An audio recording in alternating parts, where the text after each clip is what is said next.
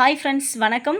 Post ஆஃபீஸை பற்றி எனக்கு தெரிஞ்சதை நான் உங்கள் கூட தினம் ஒரு வீடியோவாக ஷேர் பண்ணிட்டு வரேன்.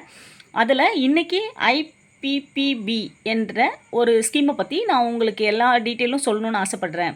காரணம் என்னென்னா, இதை பற்றின ஒரு அவேர்னஸ் கொடுக்கணுங்கிறது என்னோடய விருப்பம். தினம் நான் எல்லாருக்கும் இதை பற்றி சொல்லிகிட்டே இருக்கேன்.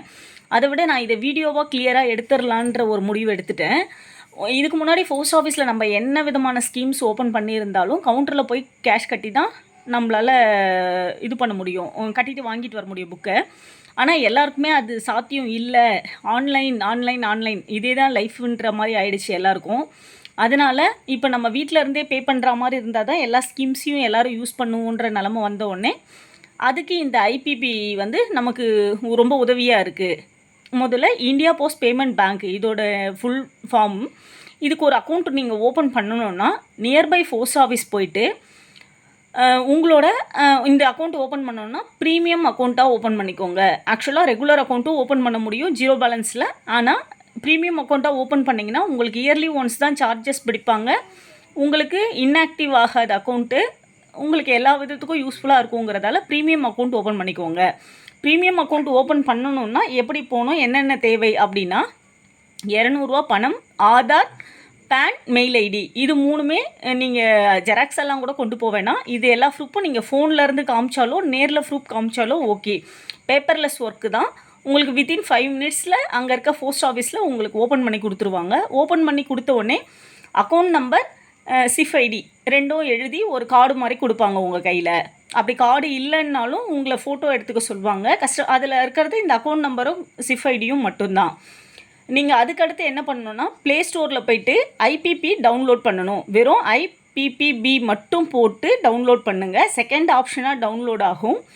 அதில் என்னெல்லாம் கேட்கும்னா, ஃபஸ்ட்டு நீங்கள் அதை டவுன்லோட் பண்ணும்போது இந்த ஐபிபி யூஸ் பண்ணணுன்னா லொக்கேஷன் ஆனில் வச்சுக்கோங்க. செகண்ட் ஒன், உங்கள் சிம் 2 சிம் இருக்குது உங்கள் மொபைல்லனா எந்த மொபைல் நம்பர் கொடுக்குறீங்களோ அந்த சிம் வெரிஃபிகேஷன் கேட்கும். அந்த சிம் வெரிஃபை பண்ணிட்ட பிறகு ஸ்க்ரீன் ஒன்று ஓப்பன் ஆகும். அதில் account number, customer ID, date of birth, mobile number already ஸ்க்ரீனில் அதுவே வந்துடும். அக்கௌண்ட் நம்பருங்கிற இடத்துல உங்களோட 12 டிஜிட் நம்பர், கஸ்டமர் ஐடிங்கிற இடத்துல 10 டிஜிட் நம்பர், டிஓபின்ற இடத்துல இயர், மந்த்து, டேட்டு அப்படி செட் பண்ணுங்கள்.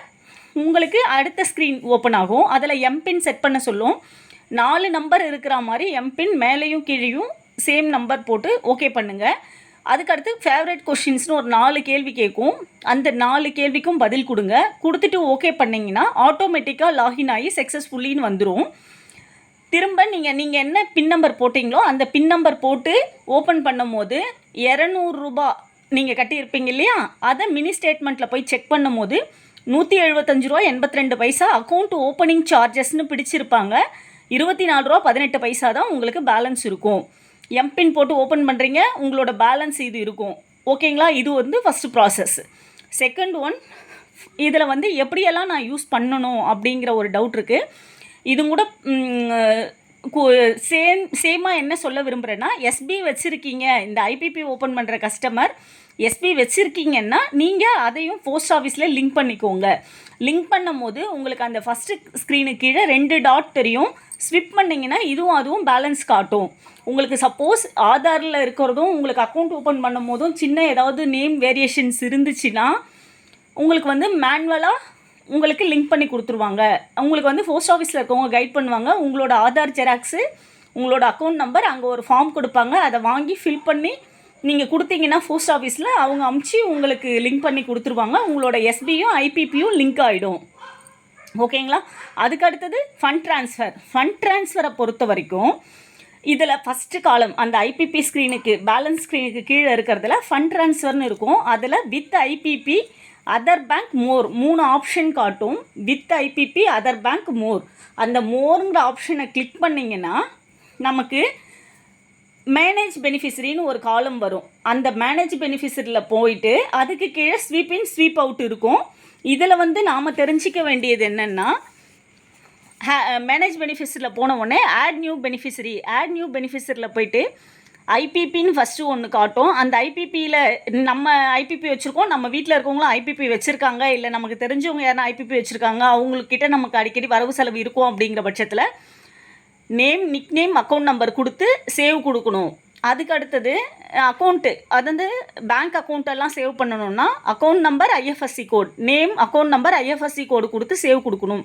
எம்எம்ஐடி இதுவும் அதே மாதிரி நேம், இதில் வந்து எக்ஸ்ட்ரா மொபைல் நம்பரும் அவங்கள்ட்ட ஆட் பண்ணுற மாதிரி இருக்கும். இது மூணையும் நம்ம சேவ் பண்ணோம்னா ஆஃப்டர் 12 ஹவர்ஸ்க்கு அப்புறம் உங்களுக்கு ட்ரான்சாக்ஷன் பண்ணிக்க முடியும். நம்ம இதில் ஆட் நியூ பெனிஃபிட்ஸில் சேவ் பண்ணுற எல்லா தகவல்களும் உங்களுக்கு வந்து இந்த வித் ஐபிபி அதர் பேங்க்கில் வந்து நிற்கும். வித் ஐபிபின்றதில் ஐபிபி கஸ்டமர் எல்லாம் வந்து நிற்பாங்க, பேங்க்கில் வந்து பேங்க் கஸ்டமர் எல்லாம் வந்து நிற்பாங்க. இப்போ நம்ம வீட்டில் இருக்கவங்களுக்கே நம்ம பணம் அனுப்பணுங்கிற பட்சத்தில் நம்ம அதை மட்டும் கிளிக் பண்ணிவிட்டு அமௌண்ட்டை போட்டு ஓகே கொடுத்து ஓடிபி போட்டாலே அவங்களுக்கு பணம் சென்ட் ஆகிடும். நெக்ஸ்ட் ஒன் ஸ்வீப் இன் ஸ்வீப் அவுட். ஸ்வீப் இன்னா என்னென்னா பிஓஎஸ்பியில், அதாவது உங்கள் போஸ்ட் ஆஃபீஸ் புக்கில் இருக்கிற பணத்தை ஐபிபிக்கு தள்ளுறது. ஸ்வீப் அவுட்னா ஐபிபியில் இருக்கிற பணத்தை உங்களோட புக்குக்கு தள்ளுறது. இதில் உங்களுக்கு பெருசாக ஒன்றும் டவுட் இருக்காதுன்னு நினைக்கிறேன், இருந்தால் கேளுங்க. அதுக்கடுத்தது மை சர்வீசஸ்னு ஒரு காலம் இருக்குது, அதை வந்து 3வது ஆப்ஷனாக வரும் மை சர்வீசஸ். அந்த மை சர்வீசஸில் பே பில்னு ஒரு ஆப்ஷன் இருக்கும், போஸ்ட் ஆஃபீஸ் சர்வீஸ்னு செகண்ட் ஒன்று இருக்கும். பே பில்லில் நம்ம யூஸ்வலாக பார்க்குறது தான் mobile recharge, DTH, EB, gas அதெல்லாம் நம்ம பண்ணிக்கலாம்.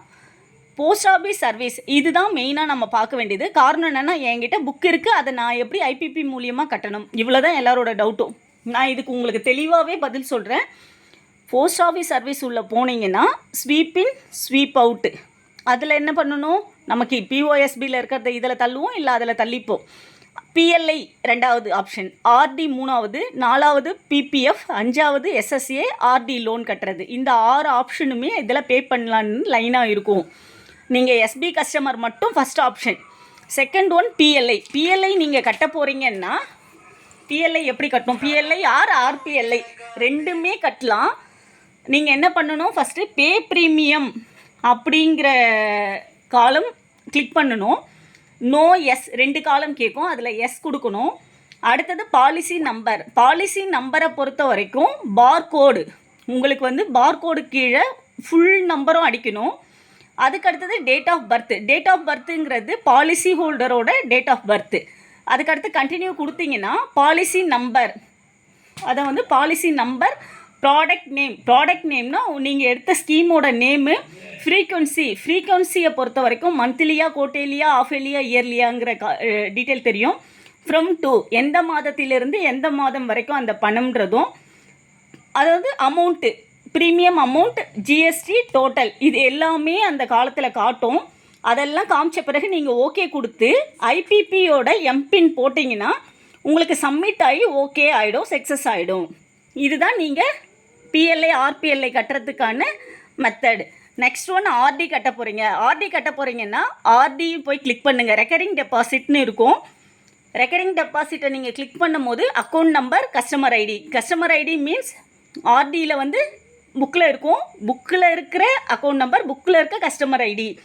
இன்ஸ்டால்மெண்ட் அமௌண்ட்டு, இப்போ நீங்கள் 500 ரூபா ஆர்டி கட்டுறீங்க, ஒரு 3 டியூ சேர்த்து கட்ட போகிறீங்கன்னா 1500. அதுக்கு அடுத்த காலத்தில் நம்பர் ஆஃப் இன்ஸ்டால்மெண்ட் 3 அப்படிங்கிறத கொடுத்து ஓகே கொடுக்கணும். இதில் நீங்கள் அட்வான்ஸாக கட்டுறதா இருந்தாலும் கட்டலாம், விட்டுட்டு டிஃபால்ட்டு போட்டு கட்டுறதா இருந்தாலும் கட்டலாம். டிஃபால்ட்டெல்லாம் அதுவே ஜென்ரேட் ஆகி ஆட்டோமேட்டிக்காக உங்களுக்கு வந்துடும். அதுக்கு அடுத்தது ஆர்டி புக்கு ஓப்பன் பண்ணும் போதும் பேர் காட்டும், பேரை செக் பண்ணிவிட்டு கட்டுங்க. ஒரு டைம் கட்டிட்டிங்கன்னா சேவ் ஆகிடும், நெக்ஸ்ட் டைம் நம்ம அப்படியே கட்டிக்கலாம். பிபிஎஃப்பை பொறுத்த வரைக்கும் account number, customer ID. PPF பாப்பாவதாக இருந்துச்சுன்னா பாப்பாவோட கஸ்டமர் ஐடி போடணும், பெரியவங்கள்தான் இருந்தால் அவங்களோட கஸ்டமர் ஐடியை போட்டுக்கலாம். நேம் காட்டும், அடுத்த ஸ்க்ரீனில் நேமை பார்த்துட்டு ஆக்டிவான்னு ஃபஸ்ட்டில் பார்த்துட்டு கரண்ட் இயர் டெபாசிட் மட்டும்தான் காட்டும், அதை பற்றி நீங்கள் கவலைப்படாதீங்க. Current year deposit means April to March. அதுக்கடுத்து டெபாசிட் அமௌண்ட்டை போட்டு பே கொடுத்தீங்கன்னா கன்ஃபார்ம் கொடுத்த உடனே ஓடிபி ஜென்ரேட் ஆகி வரும். அந்த ஓடிபியை நீங்கள் போட்ட பிறகு சப்மிட் ஆகி ஓகே ஆகிடும். சேம் ப்ராசஸ் எஸ்எஸ்ஏக்கு. இது மாதிரி நீங்கள் பே பண்ணிங்கன்னா உங்களுக்கு ஐபிபி மூலியமாக பிபிஎஃப்பும் எஸ்எஸ்ஏவும் கட்டிக்க முடியும். உங்களுக்கு இதை தாண்டி ஏதாவது டவுட்ஸ் இருந்தால் கேளுங்க, நான் கிளாரிஃபை பண்ணுறேன். தேங்க்யூ.